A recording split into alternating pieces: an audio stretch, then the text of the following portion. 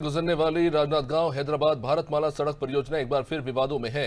ग्राम थनौद, बीरेझर और चंगोरी के ग्रामीण अंडरब्रिज की ऊंचाई बढ़ाने की मांग को लेकर अनिश्चितकालीन हड़ताल पर बैठ गए। ग्रामीणों का कहना है कि कम ऊंचाई के अंडरब्रिज से मूर्ति, गाड़ी, बोर खनन वाहन और खेती से जुड़े बड़े उपकरण नहीं निकल पा रहे।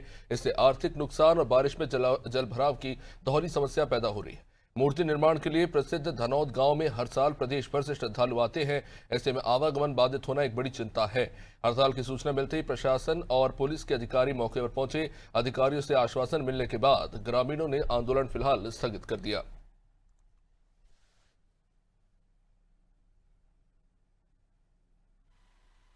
संतुष्ट तो नहीं है अभी कार्य से अब संतुष्ट नहीं है, लेकिन इतना जरूर है जिस साहब कलेक्टर साहब का लेटर है निचाई को लिखा, भारत सरकार को लिखा, तो ये उम्मीद जता रहे हैं, गांव वाले की उम्मीद जता रहे हैं कि हमको गांव वाले के हित में कुछ न कुछ मांग हम लोग का पूर्ण होगा।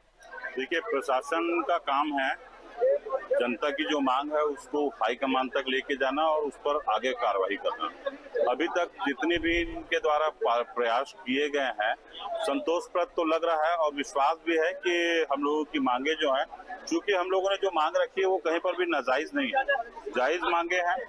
शिल्पग्राम है, गांव के खेत के परिवहन का विषय है, चाहे धान भंडारण का विषय है। दो प्रमुख इनकी मांगे थी। एक तो जो अंडरब्रिज की ऊंचाई बढ़ाए जाने की इनकी मांग थी, क्योंकि यहाँ पर जो धनौद एक शिल्प ग्राम है जहाँ मूर्तिकार और बड़े पैमाने पर किसान हैं, तो धान परिवहन के लिए वो उनकी ऊंचाई कम थी, तो उनकी एक मांग थी कि इसकी ऊंचाई बढ़ाई जाए, जिस पर विचार किया गया और यहाँ पर एक प्रस्ताव भेजा गया है।